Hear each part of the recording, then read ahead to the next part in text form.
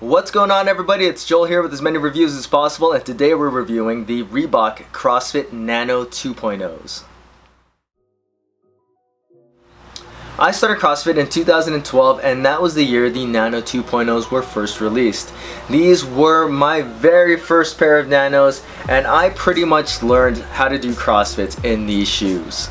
Needless to say, the Nano 2.0s have a very special place in my heart and are my favorite Nanos. Speaking not for myself, the Nano 2.0s are a cult favorite and are widely regarded as the best pair of Nanos other than the Nano 6.0, which I still think is the best performing pair of Nanos and probably the best training shoe of all time. Just recently, Reebok re-released the Nano 2.0s, and I have been getting a ton of questions on them, so I thought I would come back with a retro review for you guys of the Nano 2.0s. The colorways that Reebok released for the men were the black and gray and the gray and blue, and for the women, the gray and white and the teal and white. These are the black and gray, which are actually called black and zinc.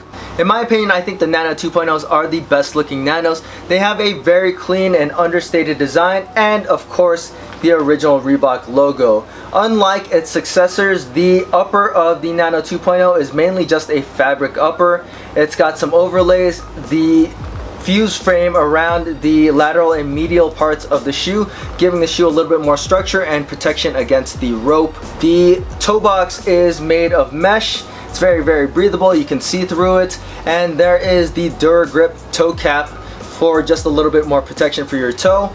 Some reflective bits around the back at the ankle collar.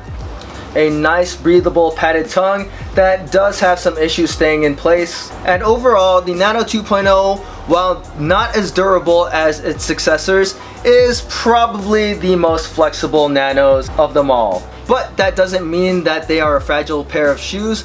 As you can see, my original pair of Nanos are still in very good working condition. The midsole of the Nano 2.0s is a compression molded EVA foam, which is not as dense as the Nano 6.0 or the Nano 7.0, but is pretty much on par with the Nano 3.0 and the Nano 4.0.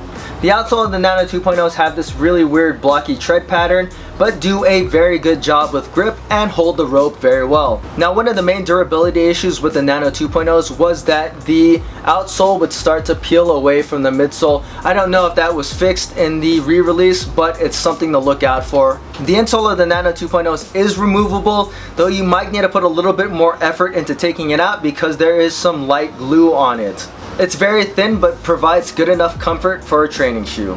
When sizing your Nano 2.0s, I'm going to say go with your normal training shoe size. The Nano 2.0s definitely run a little bit bigger than its successors, but it's not enough to warrant a size down. The Nano 2.0s are also a wider shoe, but should accommodate pretty much every foot shape comfortably. So when it comes to performance of the Nano 2.0, like I said before, it's not the best performing Nano. That still goes to the Nano 6.0. And for some people, the Nano 4.0. But personally, past the Nano 6.0, I think that the Nano 2.0 is the best Nano of all.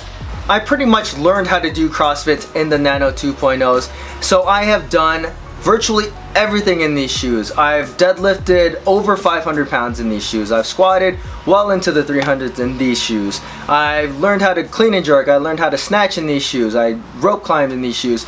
These shoes were built to do everything. And the best part about these shoes is that they are the best Nanos to run in because of just how flexible and how lightweight they are. Granted, Nanos are still not the best running shoes in general, just due to the wider platform. They are one of the most comfortable training shoes that you'll ever come across.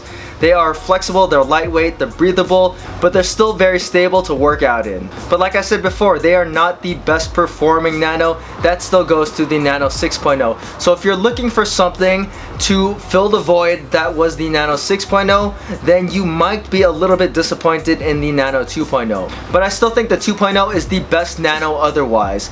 If you started a little bit later in the game with, say, the Nano 3.0, 4.0, 5.0, 6.0, or 7.0, then I still definitely recommend that you check out the Nano 2.0 because it is a cult favorite for a reason.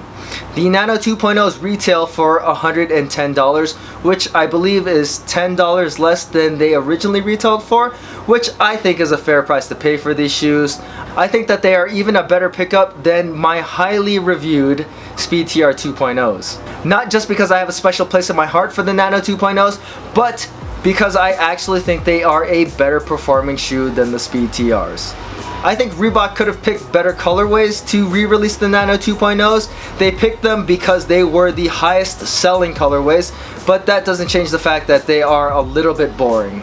But hey, at least something is better than nothing, and I really like the fact that Reebok listened to the community and brought back the Nano 2.0s. Once again, if you have not tried these shoes, I highly recommend that you pick them up. Remember, this is a limited sale, so when they are gone, they're gonna be gone.